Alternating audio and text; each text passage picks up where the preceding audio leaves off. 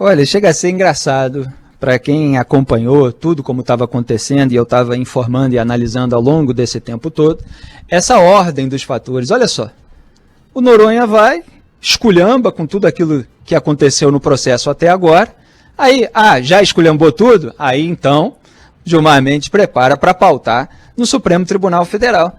Era só isso mesmo que ele estava esperando acontecer. Está lá, já fez mais de aniversário na gaveta do Gilmar e do Cássio Nunes Marques, né, que atuaram em dobradinha, o recurso do Ministério Público do Rio de Janeiro contra o foro privilegiado retroativo que foi concedido ao Flávio Bolsonaro.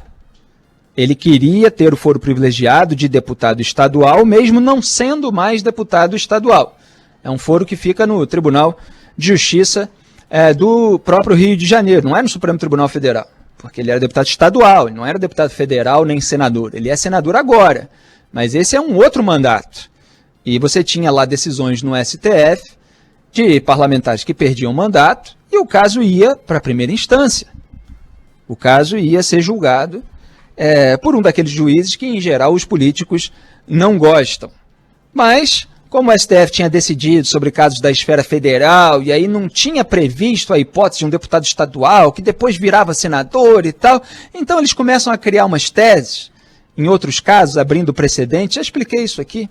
Foi o caso do Márcio Bittar, se eu não me engano, que também não é igual ao do Flávio Bolsonaro, mas aí cria a tese do mandato cruzado. Não, mas permaneceu com um cargo eletivo que dá o foro, então a gente mantém o foro de alguma forma. É tudo deixado como brecha para ter depois uma aplicação com esse casuísmo que a gente está acostumado a ver, de modo a beneficiar o político, quando é de interesse dos ministros dos tribunais superiores.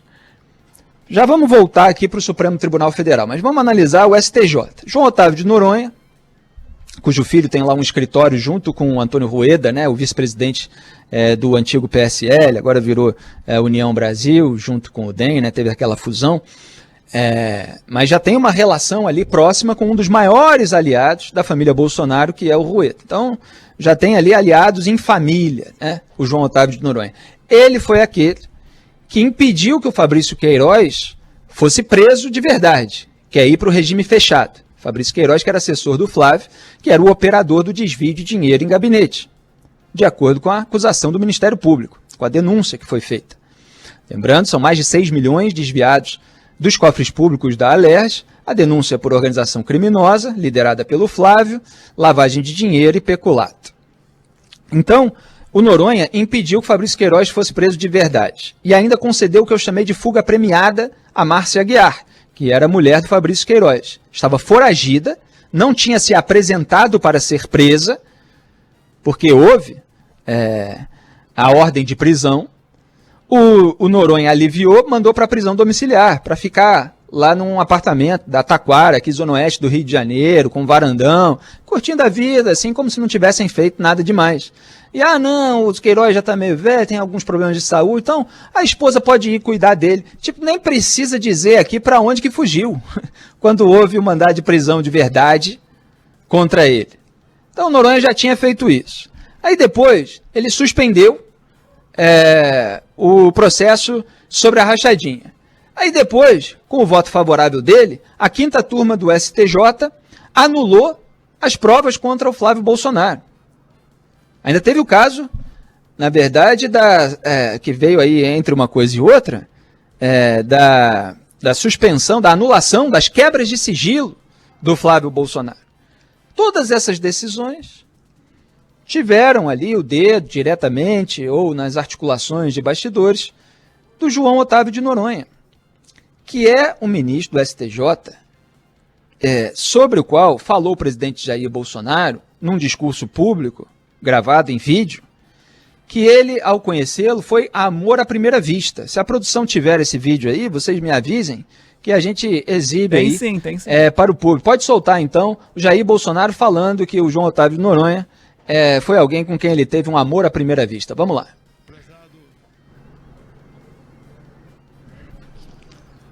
Só precisamos aumentar o volume um pouquinho, por favor, porque aqui já está no máximo. Foi um amor à primeira vista.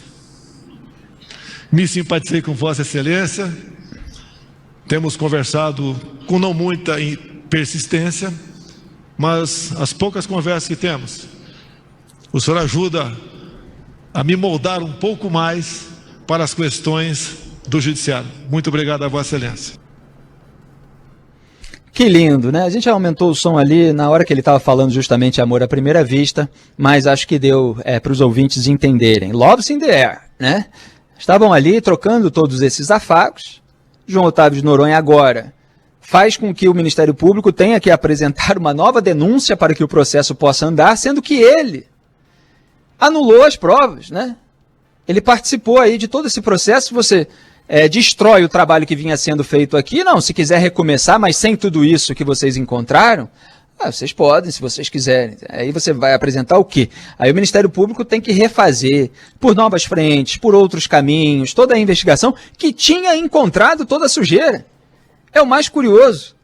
A sujeira vem à tona, está tudo lá devidamente esquadrinhado.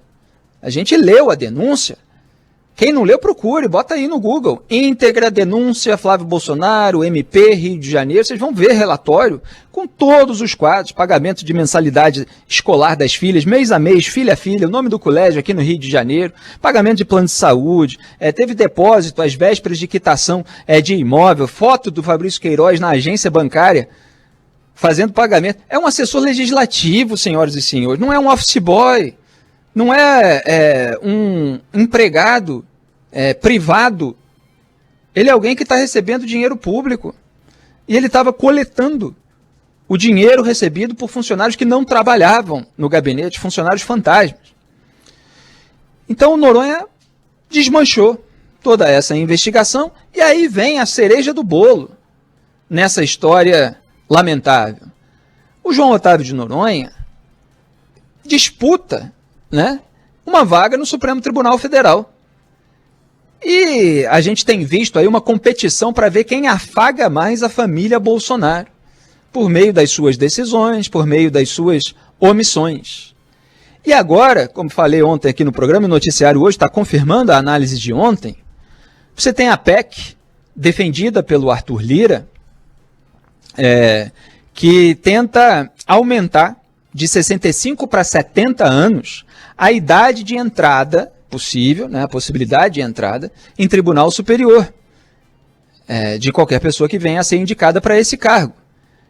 E quem tem 65 anos e não poderia, se essa regra não for alterada, João Otávio de Noronha. Agora, se estender até 70, ele pode entrar.